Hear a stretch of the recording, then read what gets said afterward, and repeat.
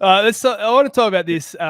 We've been talking about what you love about your business, which is the people. So we got some underrated people in the industry, and we're just starting to touch in one of my favorite subjects to talk about, which is the client's always right, but you know they're not. And there's all these times when you're running a small business, you get silly people, and this is a great opportunity to vent and just talk about stuff. I was telling you before, we did a job. We did this. This is my story. I'm giving you an opportunity to think of a good story. When's a funny story that we can all relate to, where somebody's come to Campbell Chemicals going, here's my problem. They've done something stupid, and we can all have a laugh at them. Obviously, we don't want to know anyone's names or anything, but look, here's my story. We were dealing with this client, and we did a verti mowing job for them.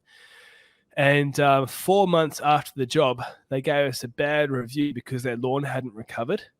We went to the job, the lawn had recovered, and they just hadn't had functioning retic.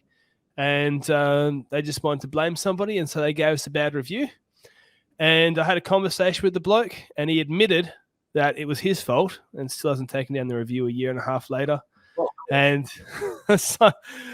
but of course, the client's always right. Surely, Nadeem. And you would have never had anything like that in your life, would you? No, not at all. The best ones, it's something similar as well. It's like going, say, your product failed. Okay, what did you do? Go through it. Okay, you did everything right, and you start scratching your head. Why did it fail? You did everything you should have done right. You did even more, but it failed, and then you sort of something clicks in. You sort of go, wait a minute, how much of the bottle do you have left? Yeah. It's like going, I only use like a little, like this much of it. That's like, you use like that. That's not the hectare rate, so to speak. That's the per 100 square meter rate. Or it's killed the whole heap of stuff, and they've done 10 times. Yes, the label, and that tends to happen a lot. A lot. They misread the label, or they don't read the label. That's the other side of it. But it's like, sometimes we say, you need to water this in. Did you water it in? No. Well, why not? I thought I didn't have to. Well, it says on the label, water it in. If you're not sure, ask. Yeah, but reading the label, that's too much work, Nadeem. We're going to put in 5 hours to apply it, but the 45 seconds it takes to read it is too much work. Yeah, exactly. And I will say this, like, some labels, it's got multiple uses on it. I will say, always go, if you want turf, lawns, it's always towards the back. Never at the front, it's always at the back. So you might see almonds, apples, cherries, grapes, wheat.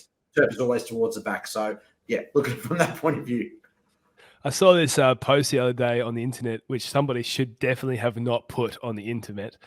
And it was on a residential lawn contractors page on Facebook, and this person has sprayed Barricade on their client's lawn, and it's essentially just a colouring in for grown-ups with yellow spray paint is what it looked like, and I have no idea what the application rate is.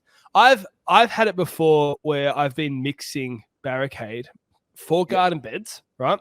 Yeah. And I've got a hand pump, and so I filled it up with maybe a quarter of the water I needed to put the Barricade in.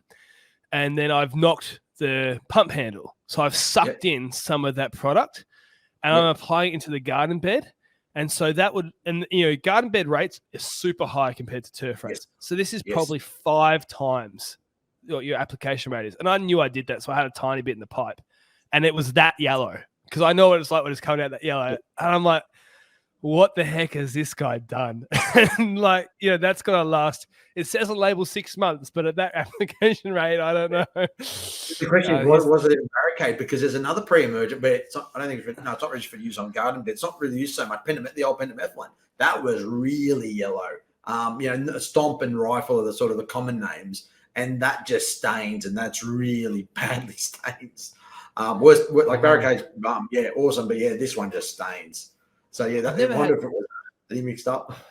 I don't think I've ever had stains from Barricade, because I have had it on the concrete, like when you spray this with the lawn or whatever, you just hose it straight off. The sprayer does get yellow if you leave it in there for a while. I think he wrote that it was Spartan, the new one that comes out. But look, it's funny, you see that stuff on the internet. Have you ever had a time where someone's come to you and you've given them advice against something they were going to do. They're like, oh, look, I'm going to do this. Oh, look, really, you should do something else. Like, no. And then they come back with their tail between their legs. There's been so many times like, oh, I wouldn't do it that way, and this is the reason why, and the likes like that. And they'll just go out and do it. Whether you hear back from them, sometimes you don't, but it's like going, oh, it didn't work, or it's like, yeah, my turn's dead. It's like, yeah, I told you not to do it. I told you to watch out for the weather. It was going to get too hot. Don't go out and spray. Oh, but it's the only day I've got to spray. Okay, but don't, because you're gonna get what was the point? Yeah. Do you think one of the things about being a bit cheeky here, like, because you're obviously selling fungicides and herbicides and insecticides, and is there any other sides that I'm forgetting that you sell? We do have a plant growth regulator. We do have a surfactant. We can get into the nitty gritty. A sticker, so to speak, more so should I say? We do have that in the turf side. We have some spray indicators as well, and a pigment. And a pigment. So my mate, I'll just call it my mate, who's colouring in the lawns with the barricade. Yep. I mean, there's one side of Nadeem, if that was your product, that he would be going, you'd be going, why'd you do that? But the other side would be like, well, you're going to buy it off me again more frequently now, aren't you, if you're over applying the whole time? Do you ever get that a little bit where you're like, oh, it's stupid, but look, it's a bit of cash money. But it's like, you sort of use it a bit more going, you want to use more, you want to spend more, go for it. But if you're going over label rates, then you're asking for trouble there. But one thing is when we do register products, we do definitely see what happens when you do double label rates. We do have a phytotoxicity rate that we do see. And then because we do get those calls as well going, I put on like 2 or 3 times the rate. What should I expect? What product was it? And then, usually if it's insecticide's not too bad, or fungicide, but herbicide, you start to go 2-3 times rates. Yeah, you're going to run into trouble there. What's the worst one, do you reckon, to go over on? Any broadleaf herbicide. Any broadleaf herbicide will just burn. And it'll act like Roundup. It'll just kill everything and be brown for ages, and it'll take ages to recover.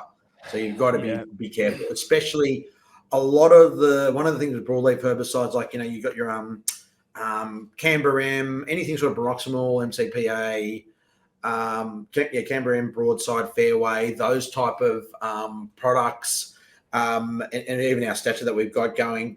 That if it becomes too hot, if they go double rate, a lot of times you're going to burn. Or if it comes out hot weather, they're going to burn. So you've really got to watch out for that. What about with nozzles as well? Because I know some droplet sizes don't suit well with others. I'm going to try and find a mistake that I made, and we'll put this all over the internet. I've already put it all over the internet, but I've once applied. I'll tell you the full story when I find the photo. But is there a problem with, you're using a cone nozzle instead of a fan nozzle or things like that? Is that common that people do that? Yeah. So the different, like one of the things is like going that when it's whether you use a cone nozzle or fan nozzle, obviously the fan's going to be a lot better and you get much better coverage. But if you've only got a cone nozzle, just use it. It'll work. It's the coverage on, like when you're spraying herbicide, it's like people go, oh, it should be 4 liters per 100 square meters.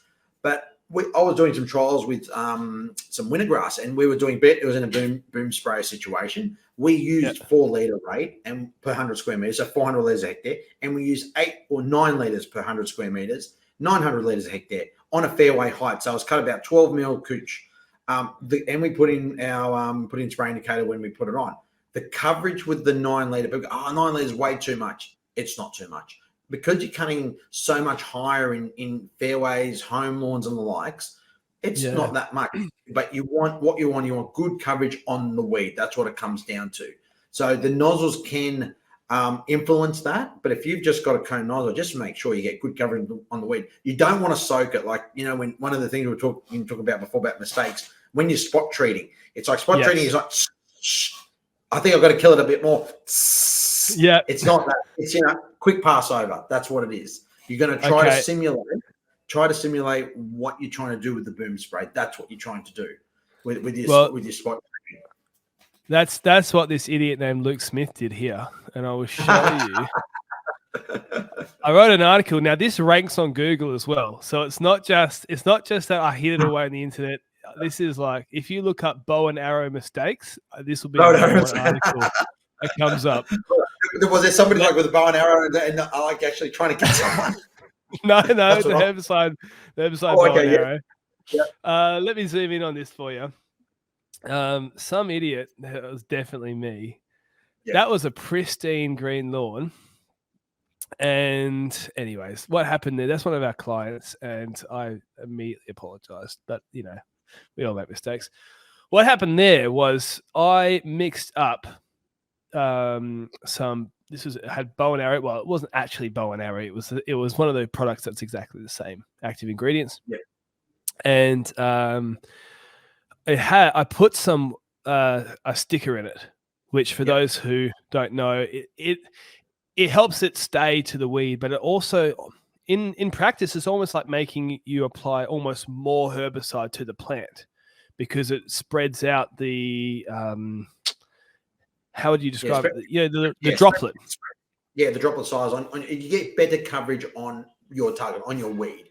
So then it's got more points, more points of where the herbicide is going to contact the actual weed.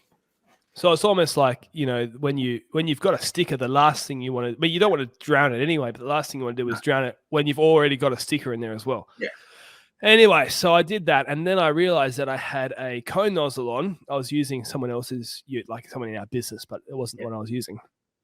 And I didn't want to mist it too much because I didn't want it just to float away. Right. So I opened it up too much. That was worse. And I've just drowned all these weeds. Anyway, if you're watching on there, and if you would like to learn how to avoid this mistake, I've written all about it. Yeah. So you can use a cone nozzle, but yes, you've got to be very, very wary of because of the way it sprays. It's like with a fan nozzle, just pass over and you get a nice even spray coverage. Where the cone nozzle, it's not that even. And I've done that before. I think everyone's done that. So it's not something, anyone listening, don't be embarrassed. Everyone's, burnt a heap of turf. As it is, it's like going, as the now retired superintendent at New South Wales Golf Club said to me, going, if you haven't killed turf, you're not a greenkeeper. That's the thing. So, so I have killed some type of turf, should I say. I would say it did recover in like a week. Right, that section. I'll show you this on the same article in here. You can see this if you're watching on YouTube, people. We didn't do this, okay? But this is a client. If you're watching on this, so if you're listening, you can't see. What happened was there was somebody. I was driving down the street one day and I saw this lawn. That was a buffalo lawn, and it had all these dead squiggly lines through it. And this is a classic mistake. The customer didn't write on their sprayer which one was a broadleaf spray and which one was glyphosate. And anyways, we've got it on there. It took 6 months later. Now, this was in winter. So this was like a May, June when we came across. Yes. And buffalo, you can see how it's already lost its color at the bottom of the photo there. Anyways, it took about 9 months to properly, fully fill in. Anyways, that was... Do you get that? I know I'm still talking about our mistakes that we make, but are those types of mistakes common where people think they're applying one product and lo and behold, it's not the one that they thought it was? Yeah, I think it does happen. Like we don't get sort of people calling in regards to that, but it has happened where it's like someone's been putting this on, and like one of the things it's happened in the commercial side as well on golf course and like that, putting the wrong product on. It's just one of those things. Just check.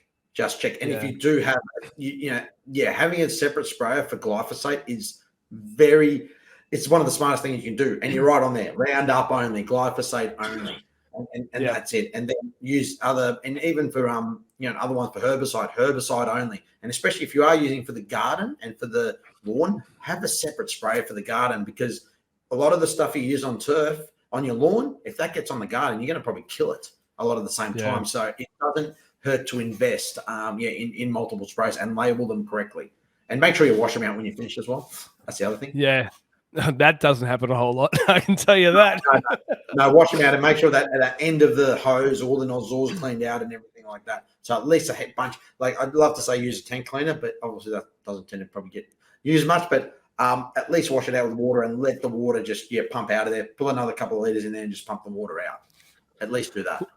One of the things that we do, because we started off using different brands of sprayers. So we had a Sylvan for a certain product, and then we had like a Swissmex, I think, for a different one. Anyways, the brands are not relevant. But what we've ended up moving to, because if something breaks, you want the same sort of spare parts, And so what I did, and this might be helpful for people out there who are other contractors, or they don't want to scribble on Sharpie on their thing, is you can get some really good quality spray paint and paint the lid if you just scratch it up. And I've had it where what we do is we get the colored gaffer tape and put a ring around several spots on the wand and the handle, and then the same color on the lid.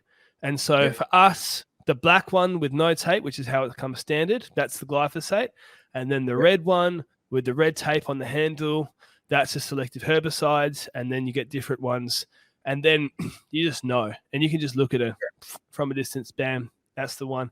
And we won't mix between those things. So you might have, like in the red one, we're happy to put like a bromoxynil or MCPA, and we'll put like equivalent of bow and arrow, and we might put a Lonro, which is a group B herbicide for onion grass that we can talk about later. So you put those sorts of products in there, and you know that if you've accidentally mixed up which sprayer's got which and you apply the wrong product, it's still safe on the turf varieties that you're applying it to.